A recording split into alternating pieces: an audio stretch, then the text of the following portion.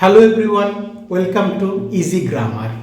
আজ আমরা সরাসরি কোনো ব্যাকরণের ক্লাস করব না, বরং আজ আমরা সচরাচর অফিসে বা স্কুলে আমরা যেরকম কথাবার্তা বলি, আমাদের বিভিন্ন কলিগ বা সহপাঠীদের সাথে যেরকম আমাদের কথোপকথন ঘটে, তারই একটা অংশের আমরা অনুবাদ করব আজকে।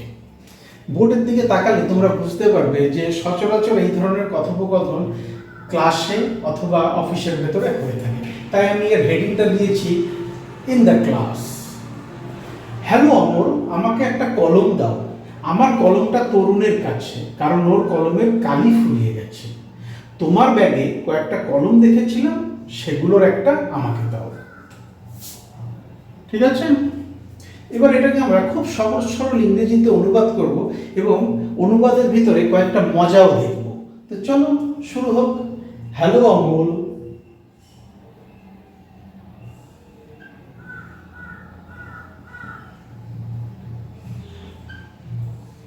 আমাকে একটা কলম দাও। আমি কিন্তু কলমটা দিয়ে দিতে বলছি না, আমি এখানে লিখতে পারি গিভ মি এ পেন, কিন্তু আমি এখানে একটু অন্যভাবে বোঝাবো যে আমাকে কলম দাও, ফেরত দিয়ে দেবো। ফলে গিভ না লিখে আমি এখানে লেন্ড দেব, দয়া করে, কারণ এখানে আমাকে অনুরোধ করতে হচ্ছে, আদেশ তো করতে পারি না।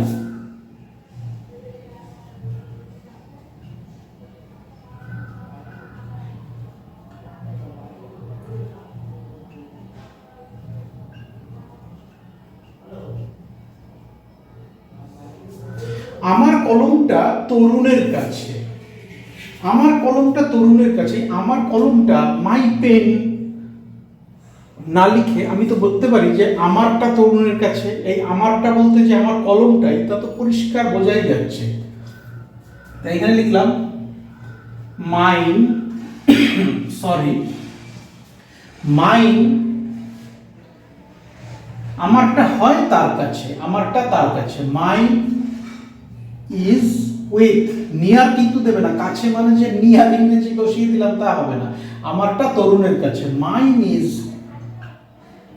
উইথ তরুণ, কারণ because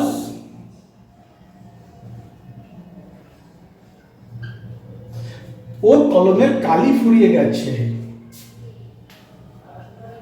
his pen has run out, run out মানে ফুরিয়ে যাওয়া। His pen has run out, কিসের ফুরিয়ে গেছে, কি ফুরিয়ে গেছে? Of ink, because his pen has run out of ink. তোমার ব্যাগে কয়েকটা কলম দেখেছিলাম। কে দেখেছিল? আমি দেখেছিলাম। আই স কয়েকটা, ফিউ কয়েকটা মানে একটার বেশি, পেন্স ব্যাগের মধ্যে, ইন ইয়োর ব্যাগ, সেগুলোর একটা আমাকে দাও। এখানেও প্লিজ, এবার আমরা লেন্ড ব্যবহার করবো না, বারবার লেন্ড ব্যবহার করলে সুন্দর লাগে না শুনতে। এবার আমি গিভ ব্যবহার করব। প্লিজ